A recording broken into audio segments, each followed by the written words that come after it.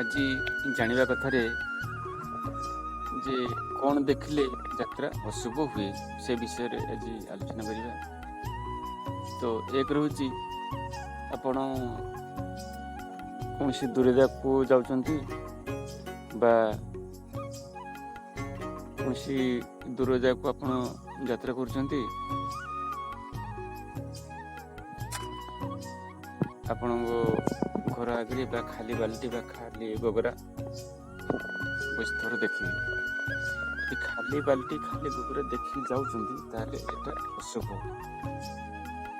ତାକୁ ପରିବର୍ତ୍ତନ କରିପାରିବେ କ'ଣ ନା, ଆପଣ ଯଦି ଖାଲି ବାଲ୍ଟି ଖାଲି ଗୋବରା ପାଣି ଭର୍ତ୍ତି କରି ରଖିପାରିବେ ବା ବାଲ୍ଟି ଗୋବରାକୁ ଉଗୁଡ଼ି ଦେଇ ରଖିପାରିବେ। ଏହା ହେଉଛି ଆପଣଙ୍କ ଶୁଭ।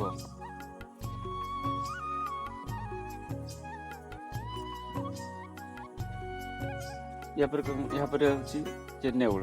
ଆପଣ ରାସ୍ତାରେ ଗଲାବେଳେ ନେଉଳ ଦେଖୁଛନ୍ତି, ବାମରୁ କିମ୍ବା ଡାହାଣକୁ ଯାଉଛି କିମ୍ବା ଡାହାଣରୁ ବାମକୁ ଆସୁଛି କିମ୍ବା ବାଁ ପଟେ ବା ଡାହାଣ ପଟେ ଦେଖୁଛନ୍ତି, ଏହା ଯଦି ଆପଣ ଦେଖିକି ଯାଆନ୍ତି ଏହା ହେଉଛି ଅଶୁଭ। ତାପରେ କ'ଣ ହେଉଛି ନା ମାଙ୍କଡ଼। ଆପଣ ମାଙ୍କଡ଼ ମଧ୍ୟ ରାସ୍ତାରେ ଗଲାବେଳେ ଧର ଦେଖୁଛନ୍ତି, ବାମ ପଟେ ହଉ ବା ଡାହାଣ ପଟେ ହଉ ବା ଆପଣଙ୍କ ଆଗ ଦେଇ କ୍ରସ୍ କରି ଚାଲାଉଛି, ତାହେଲେ ଏହା ଦେଖିଲେ ମଧ୍ୟ ଅଶୁଭ। ଏବଂ ବିରାଡ଼ି ତ ପ୍ରତ୍ୟେକ ଘରରେ କିଛି ଘରେ ବିରାଡ଼ି ପାଳିଥିବେ। ତ ବିରାଡ଼ି ଆପଣ ଦେଖୁଛନ୍ତି ଯେ ଆପଣଙ୍କ ବାମ ପଟେ ବିରାଡ଼ି ଅଛି ଏବଂ ବାମରୁ ଡାହାଣକୁ ଆସୁଛି, ଏହା ହେଉଛି ଆପଣଙ୍କ ପାଇଁ ଶୁଭ। କିନ୍ତୁ ଯଦି ବିରାଡ଼ି ଡାହାଣ ପଟେ ଅଛି ବା ଡାହାଣ ପଟରୁ ବାମ ପଟକୁ ଆସୁଛି ତାହେଲେ ଏଟା ଅଶୁଭ।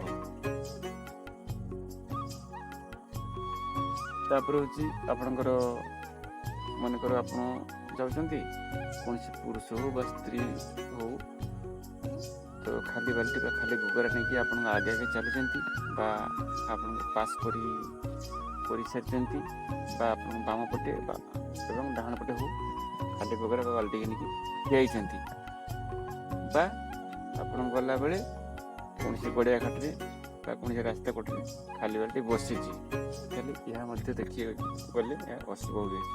ଏହାଦ୍ୱାରା କ'ଣ ହୁଏ, କୌଣସି କାମ ଆପଣଙ୍କର ସଫଳ ହୁଏ ନାହିଁ।